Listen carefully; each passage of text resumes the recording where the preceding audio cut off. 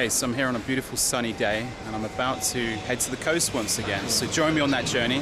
I'm going to head to Eastbourne and then take in the Seven Sisters Cliffs, some of the most beautiful cliffs you'll ever see on the English coast. Let's go check this out.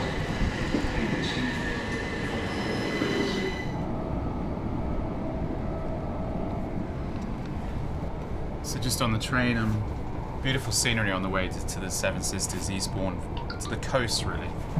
And there's paragliders out the edge there, you probably can't see that. Two paragliders in the sky. Looking forward to this. It's a beautiful sunny day, unlike the last time I was at the coast. You might remember that from the Shore and by the Sea video.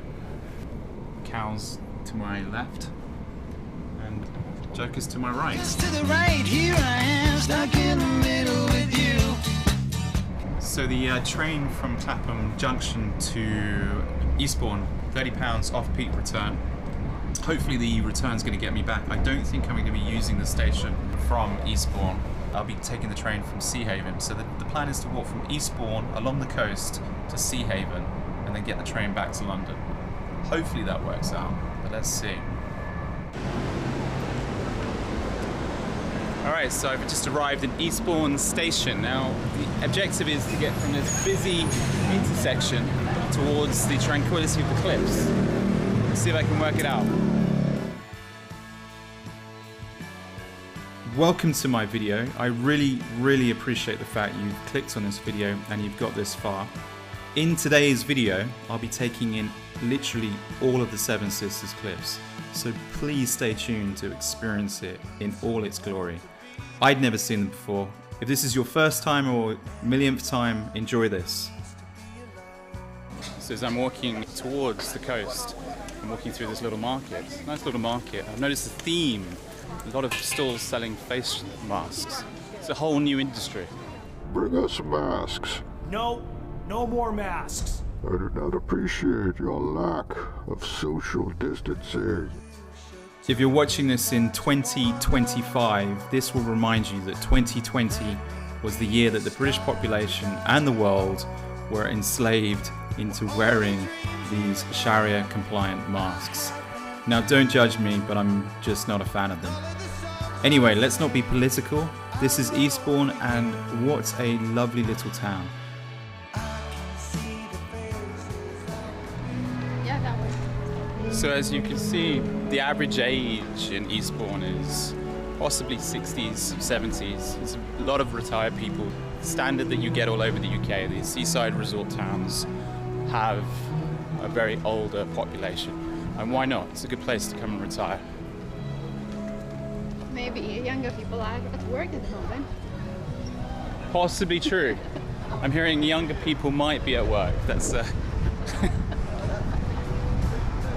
few years ago, the ONS actually named the area of Meads, which is part of Eastbourne, to have the average age of 71.1. Got the fish and chips. Just walked past two little old ladies sat on a bench eating their fish and chips. Ah, fish and chips takeaway. Why not? It's like a holiday resort, this. I've never been here. It's standard fish and chips. So, fish and chips, if you're into it, £7, decent bag. Regular viewers, you may be curious if I finish the journey with fish and chips, or stay tuned, or use the timestamps in the description. So as I head towards the coast, the temperature is about 19 degrees Celsius. Top temperature today will be about 20, 21. Maybe I'm slightly underdressed. I've got shorts and t-shirt on. Remember, always wear sunscreen. Despite the temperature, I still managed to get frazzled by the end of today. See, Harry Ramsden's is a fish and chip restaurant from up north. It's very popular if you're up north, but he's made it all the way down south to Eastbourne. And Harry Ramsden he's possibly the most famous fish and chip man in all of England. Very popular. And here's Eastbourne Pier. Look.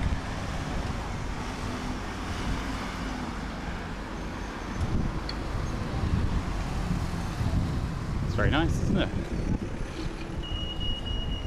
It's almost like the Côte d'Azur. Not quite, but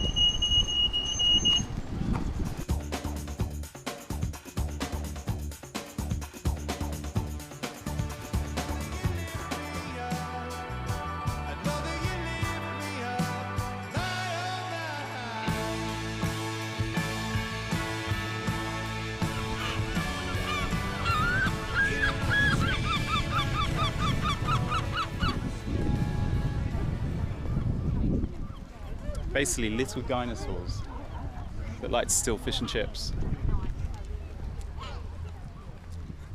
Eastbourne Pier was built between 1866 and 1872. However, unfortunately, it suffered from an arson attack in 2014, yet it has been rebuilt in that time. But many of the Victorian features that were found on it no longer exist. But it is still a popular attraction since the rebuild, but we're not going to be going there today. So it's kind of like English Côte d'Azur. I'm basically on the southern coast of England right now. It is as far south as you possibly can go, although it's not entirely true because obviously Devon and Cornwall are further south. In terms of London, this is very far south for England, hence the reason we had the Napoleonic defences, just in case the French ever dared come this way.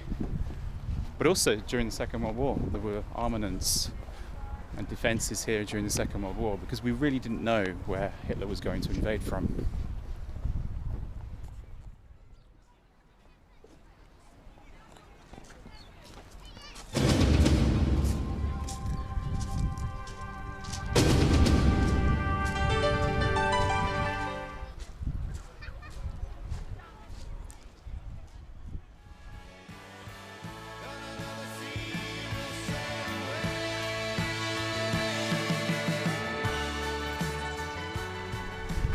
So this is the Wish Tower, and this little area that I'm in now is called the Peace Garden because effectively it celebrates over 70 years of peace. And this was originally put up, not with concrete that you see, but some sort of tower to protect against Napoleon invading, like I said, and then it was rebuilt for the Second World War to protect against Nazi invasion. Beautiful, and then obviously you can get a good view if you go up there. Very nice. Here was built between 1805 and 1810.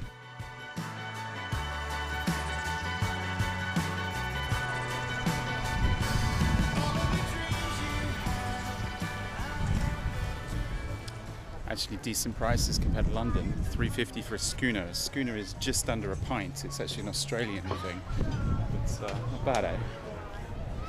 Over here we got the big wheel. Seeing that Wish Tower back there reminded me of the fact that Eastbourne was heavily damaged during the Second World War.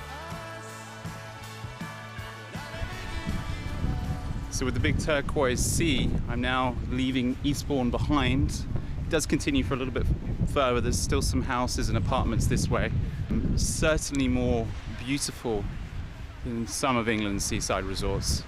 Some of the houses are very, very well done. And it has to be remembered that the Second World War, Eastbourne suffered 98 raids by the Nazis, but never an invasion.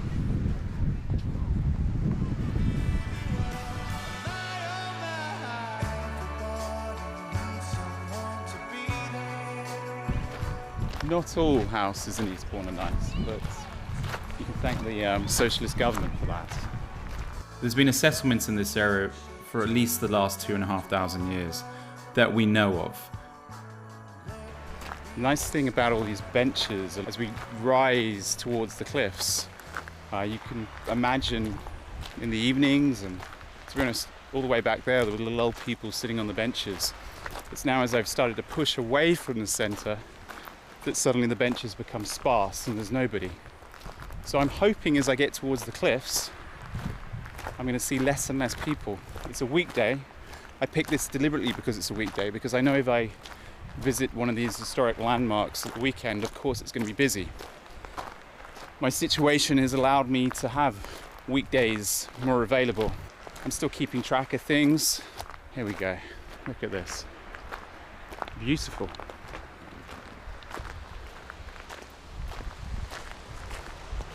I don't know if you can see that, but obviously the further you go, the more empty the beaches are. Very, very beautiful. If you're expecting sandy beaches, you're going to be disappointed. All the beaches in this part of the world are stony beaches. It's on this little Italian garden. The objective is to push right through. It's about 3 3/4 miles to Seven Sisters from here. And this looks like a dead end.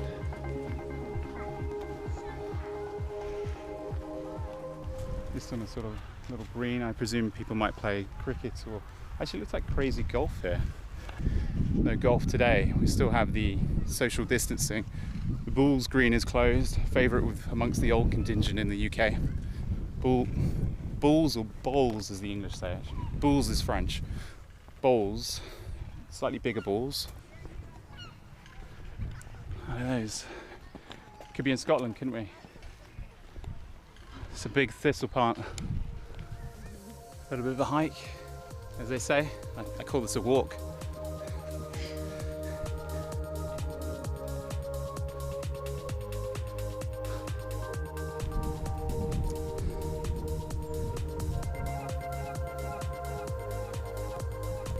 It's about a 45-degree angle, maybe 40 degrees. And this is the easterly point of the South Downs. As you head west out of Eastbourne, you hit the South Downs. Follow this path all the way and you will hit the Seven Sisters, but first, this path takes us straight to Beachy Head. And all around us right now are 4,000 acres of farmland owned by the town of Eastbourne. So I've now been walking probably 45 minutes to an hour. I'm getting close to Beachy Head on the map, which is a point that I think will offer me a great view. Why do I know this? Because there's a lot of cars this way. I presume where there's cars, there's probably going to be a pretty good view. But the walk, it's been very, very nice so far. Not that many people. Beautiful day. Very beautiful day. So just leaving Eastbourne behind me, I've obviously walked all the way from there. You can see the pier, come up here, and now we're going to head all the way in that direction. But first I think I'm going to have lunch. As I head up this slope away from Eastbourne, we get closer and closer to the extremely famous Beachy Head cliff, which are the tallest cliffs in England.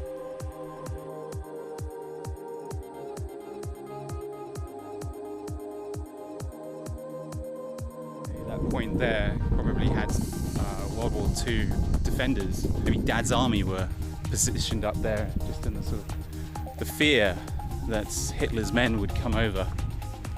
But thankfully we got there first.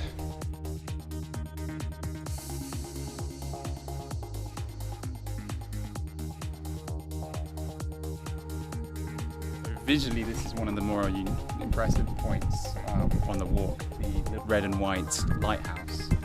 And obviously, you can't really walk round the side of these cliffs, but some people do, extraordinarily, and some people on bad days get into trouble. But right now, it's a beautiful day. Turquoise water. I hope the camera's picking that up. It's probably a little bit windy, but it's a very pleasant day.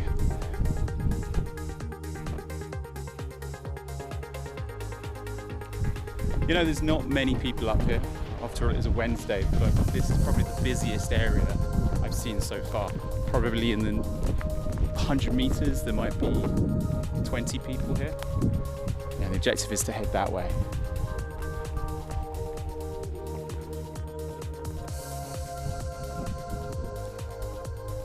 Obviously, some parts of the cliffs do subside over time, and the last thing you want to really sort of have happen to you is fall 165 meters. I remember seeing a horror film once where a woman had to choose between one of her sons falling and the other one was falling.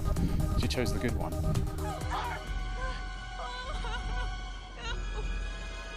Mark! No! Mom! Mom, I love you! Stop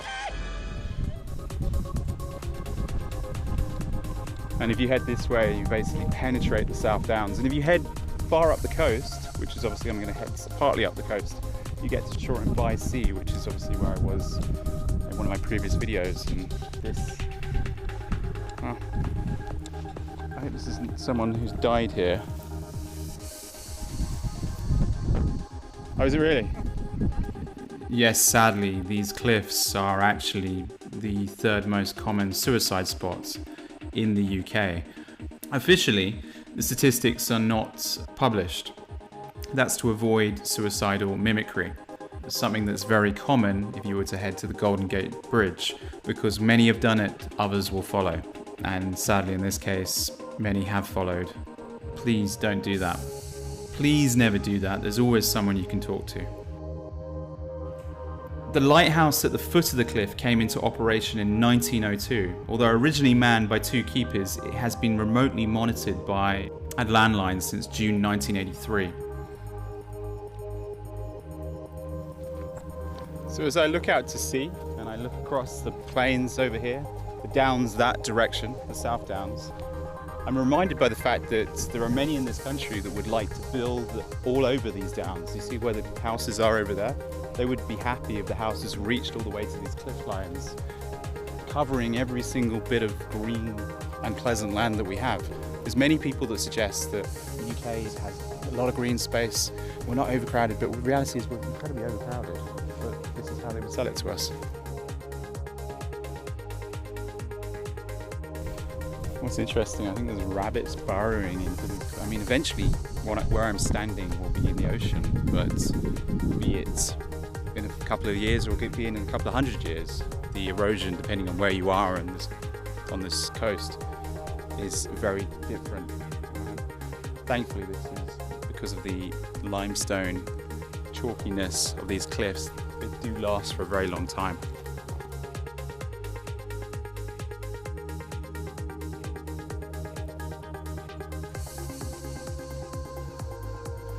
There you go. So the gap you can see there, this time next year will probably mean that cliff is not there, because that's going to go at any moment, probably in the winter, I'd imagine.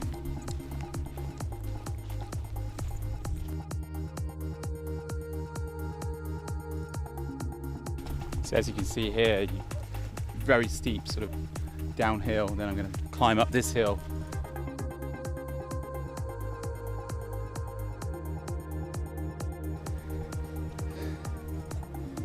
This is England. This is why Churchill would fight them in the streets, fight them on the beaches, never surrender. This is what they fought for. We shall fight on the seas and oceans. We shall fight with growing confidence and growing strength in the air. We shall defend our island, whatever the cost may be. We shall fight on the beaches. We shall fight on the landing grounds. We shall fight in the fields and in the streets. We shall fight in the hills. We shall never surrender. Sort of isolated, probably a farmhouse, because a lot of sheep graze all the time on this land. Right at the start, towards Eastbourne, there was a lot of sheep. I don't think I got them on shot, but you could certainly hear them maybe. And maybe this could be the farm responsible for the sheep that graze these lands. I could be wrong. It could just be someone that likes to be in a slightly isolated location who has lots of people walking by all the time. Because obviously this is a popular route to walk on. But as you can see, you know, you're not surrounded by too many people, but obviously the weekend it's going to be busier. But if you pick a wintry, grey, rainy day, midweek, you might be the only person up here. So the ice cream van rocked up, put its little dingle on. Got myself a orange Calippo. Well, actually it's not, it's an imitation, squeezy. I'm happy.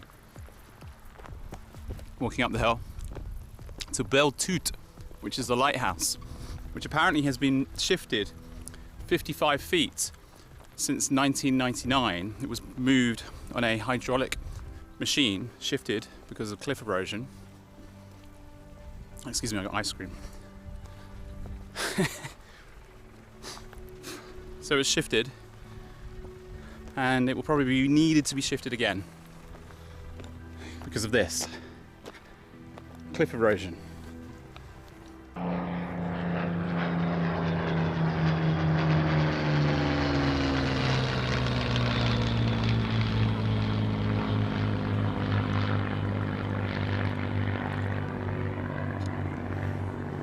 Amazing. It's almost the sound of World War II.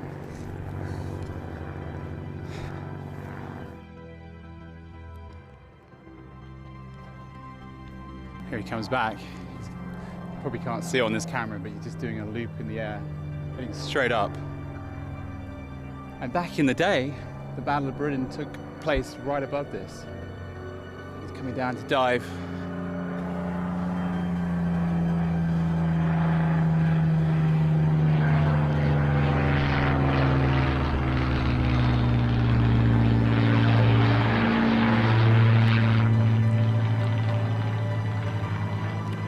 Love that sound, honestly love that sound.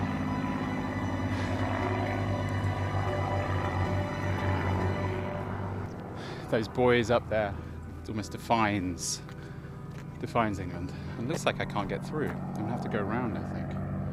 I assumed I could go this way, but I'm presuming they're gonna have to move this lighthouse at some stage again, because it's not gonna last forever here.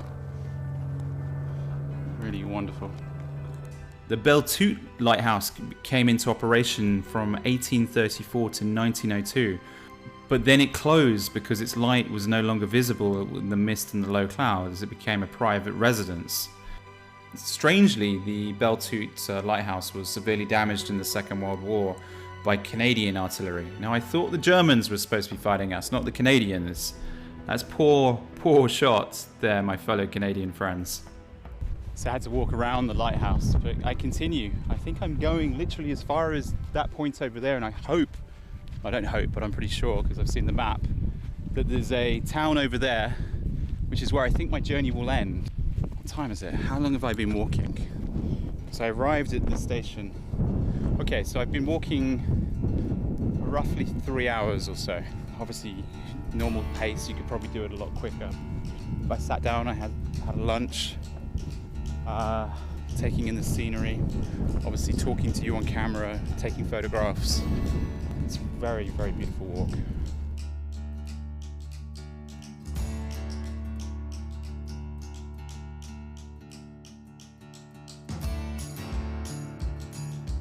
And sadly, this is what annoys me. There hasn't been much litter on this walk.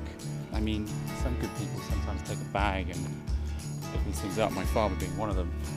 But it just does annoy me that people think it's acceptable to leave their rubbish here. Total disrespect. And if you are one of those people, then I will say that you are scum. I'm sure that none of my subscribers or viewers are that person, but... Scum. Subhuman scum. Please do not leave your rubbish. Take it away with you. You brought it, so take it away with you. But thankfully, most of this walk has been rubbish-free. There's little spots here. Help! Help! Can you just put that in the bin for me, please?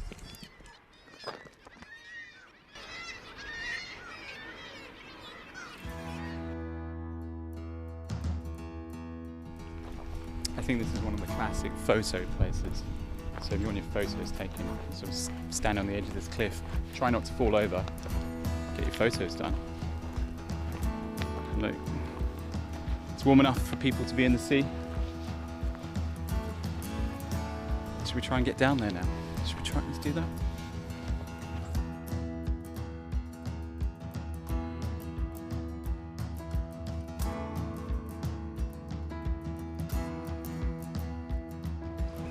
So the place where Seven Sisters is actually marked on the map. There's a little cafe and there's a place to use the toilets, so if you need the toilet.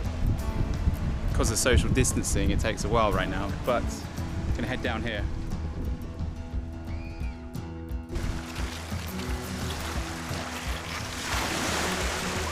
What just happened there was something amazing. We found a wallet on the beach, stuffed full of cash, cards, ID. The chap went by the name of Alex Lenhart. Just found him on Facebook, but walked 50 meters down the beach. The guy has very distinct ears, and we were able to give his wallet back. It's a horrible thing to happen when you lose your wallet. But what's interesting about this place, these round stones here that you see on this beach have all come from the cliffs. So the cliffs, it's all flint and deposited 85 to 80 million years ago with this chalk, which is basically organic material, so bugs, dead animals, dinosaurs in fact. You could possibly find dinosaurs in these cliffs.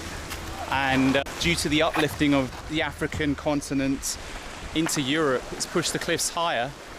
And also sea levels have dropped since those times. There's no evidence to suggest that this was anywhere near sea level when it was created.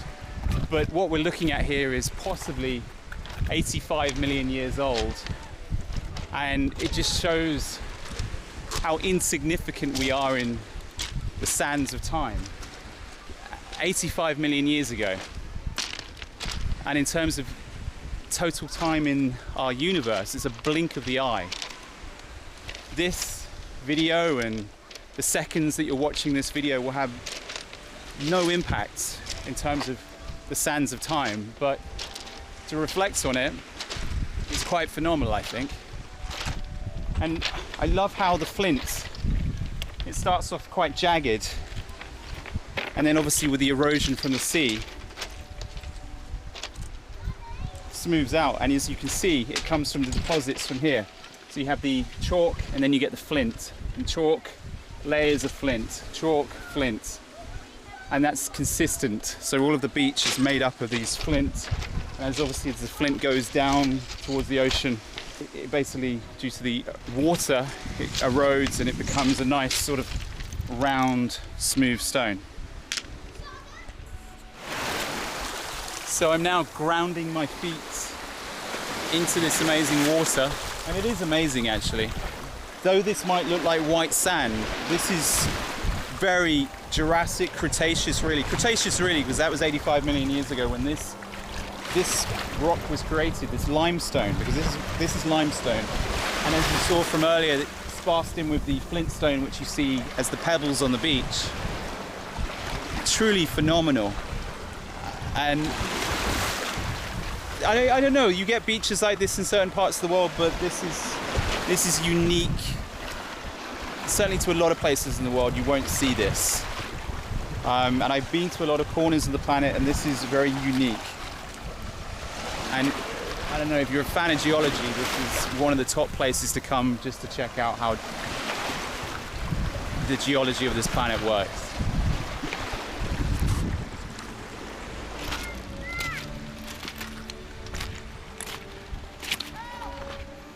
Obviously here the a little bit flatter and there's less disturbance, so the algae is allowed to sort of grow naturally, obviously, not because someone's saying, hey, you're allowed to grow. Probably the perfect place to look for crabs, which I think the little kids back here are doing. They're sort of searching for crabs and little fishies. I'm clearly wearing the wrong shoes, so if you start skipping across those rocks, you'd end up on your ass. Wonderful place. I think if you were so inclined, you probably could work your way around the entire coast, but I think this is as far as I go because there's obviously risk of cliff falls. It's easier to, if you want to get to the next town, head up the cliff, you know, head along it. The last thing you want is an entire cliff falling on you, or the tide coming in and being swept out to sea.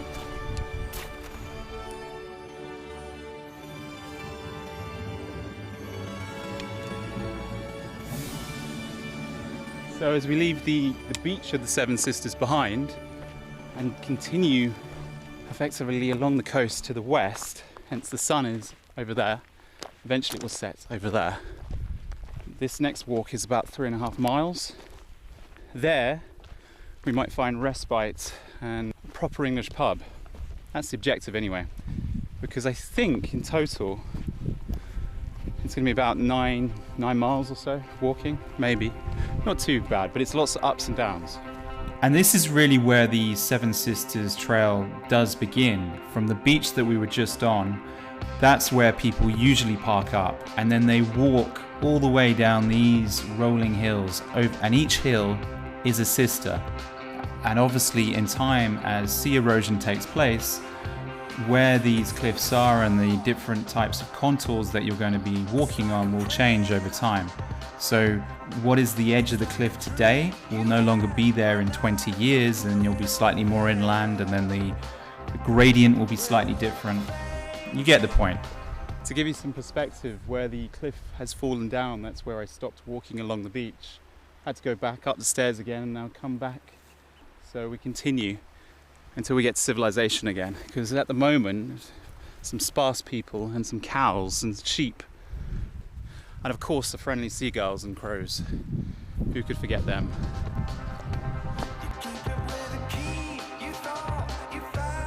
Another mound. Almost there to the top. How many more to go? Have you been counting?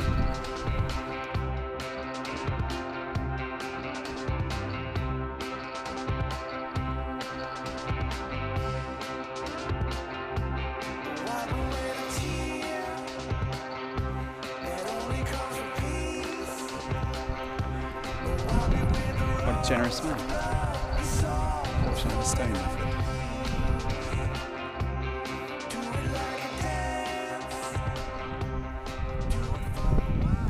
So obviously that stone back there illustrated the point that a good man bought all this land so the public could enjoy it.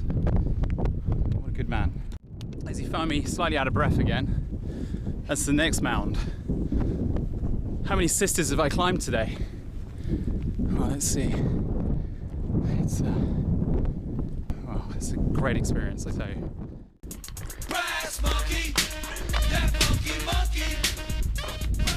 1, 2, 3, 4, 5, 6, 7, 8. So I made it to the promised land, Brass Point. I'm going to be heading to Cuckmere Heaven. So a lot of liberals will like that place. And then possibly Seaford. So I'm going to have to turn in somewhere, because I think that's where I'm headed. Actually, this is where the beach was. So not too much far. Probably just over halfway of the second point.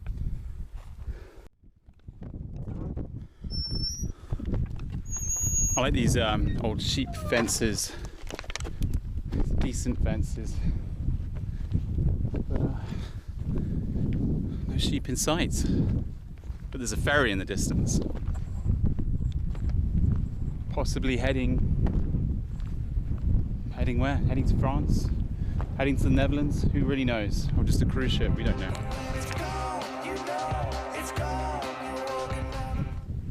And there's another mound. Conquered another sister. Good times.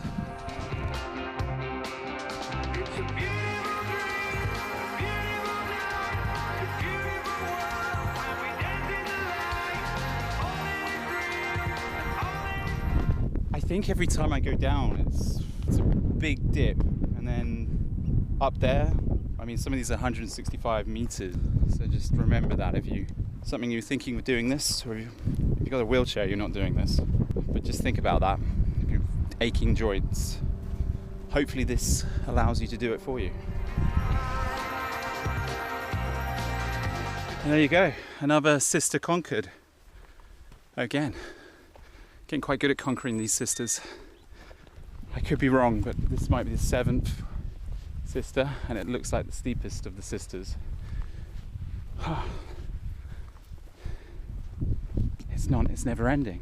Although we did start in Eastbourne, so you know.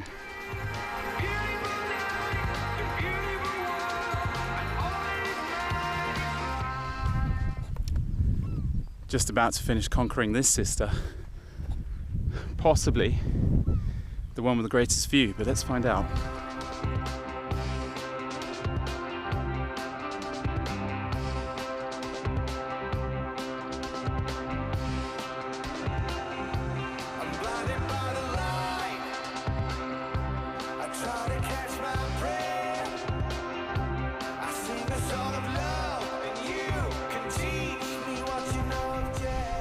Okay, so I think this is Seaford, and I think I may be mistaken, but I thought it was a train station down here. But let's find out. Okay, so my hope is I can get across there and get to a train station. The problem is I've got no reception on my phone. It seems kind of isolated despite this being England.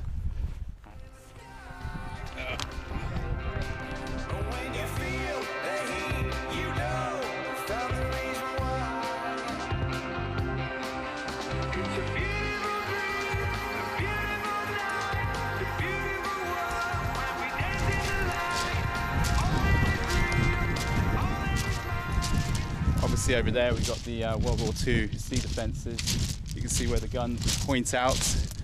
What I don't know is if I can get from this beach to civilization. Otherwise it's going to be a very long walk back. According to Google, you can't walk this way. Let's find out if we can. If we can't go this way, that's another 2 hours, the long way.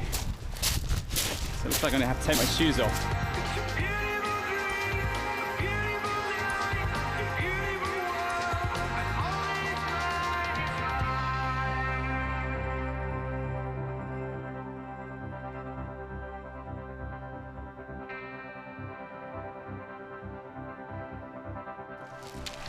Hello, Doug.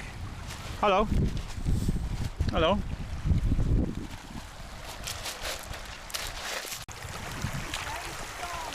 Thankfully the tide's out, so I can get to the other side. Pretty strong current though.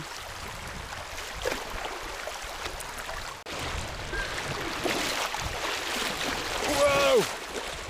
This is... It's very strong. Yeah, wow. Okay, we're gonna have to chill, wait for our feet to dry.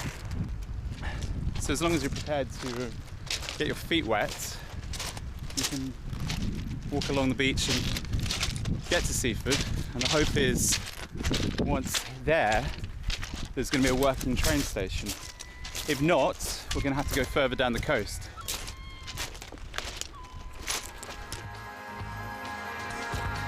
Civilization.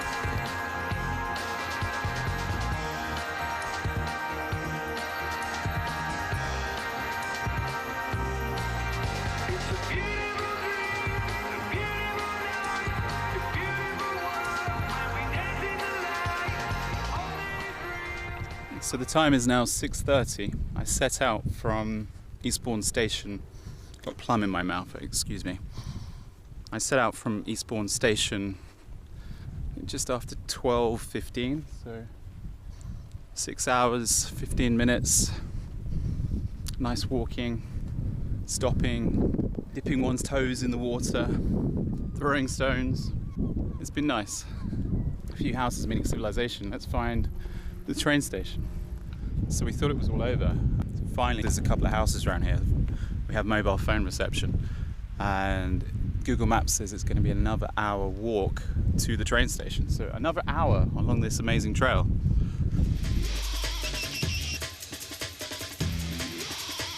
I think a nice idea if you're planning one of these trips down here would be to walk from Eastbourne to Seahaven, possibly find a place on Airbnb in Seahaven or somewhere. In the morning after a good English breakfast, you could then walk from Seahaven to Brighton, and it would probably take you around about 6 hours as well. Obviously visually not as impressive, but at the same time a nice walk. And why not? You could, in theory, some people have, walk around the entire British Isles like that. Well, I may have conquered all the sisters, but I'm still climbing. There's more mountains this way.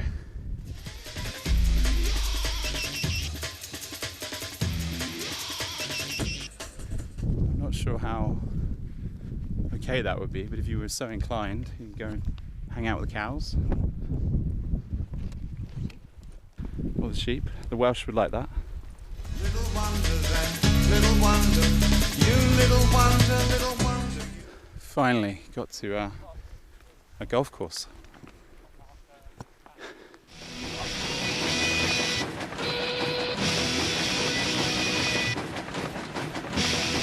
Seahaven down here.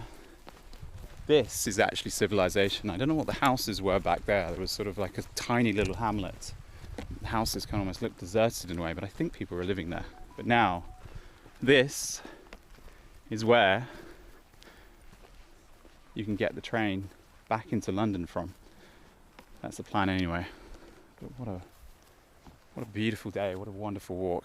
I'm glad that you guys joined me. Attention, attention, mesdames, messieurs, accrochez-vous bien et faites vos adieux. L'humanité est en train de fondre aux deux pôles. Attention, attention, mesdames, messieurs, les frontières se referment. Inspirez, expirez, monoxyde de carbone, détente.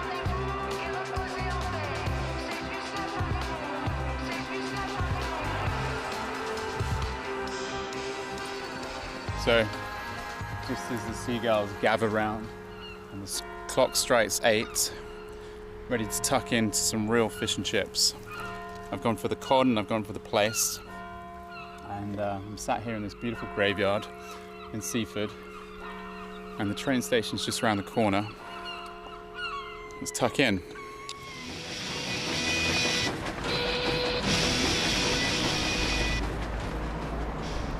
So I'm at the end of the line, and it's the end of the day, and the fish and chips was once again phenomenal. So if you're ever in Seaford, check out the fish and chips. Very, very good. Thank you very much for watching this far. If you like this content, click like. Disliked it, click dislike twice. And if you'd like to subscribe, click subscribe, and I'll see you in the next video. Thank you. Until next time.